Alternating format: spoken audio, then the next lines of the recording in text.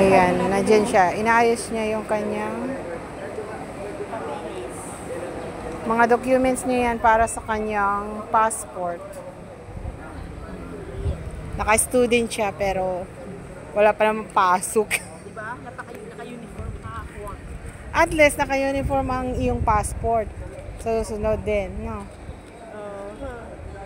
Tapos naka-uniform siya sa lahat ng aspeto ay estudyante siya.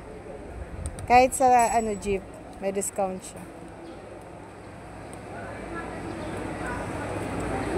Ayan, accomplish. Uy, kunin mo yung payong, B. Ha? Payong. Ah, dyan na yun, oh. O diba? Pwede lang lagi ka dyan. Kunin mo na kasi mainit. O sasabihin mo. So, tapos na kami. So guys, nakuha na yung aking intake. Susunod naman ay... Tinanong ka? Ah? Tinanong ka? Hindi. Pinakita ko ng school ID tsaka reference.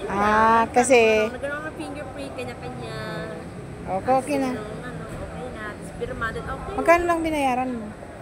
Total, 225. Kasi 170 to. Sinabi mo pang passport? Ha? Passport? Hindi naman yun ang tinanong. Okay. Go. Tsaka lang kasi kapag tinanong, kung saan ko gagamitin. Oh, good. Okay na. Travel na kamo ko tayo.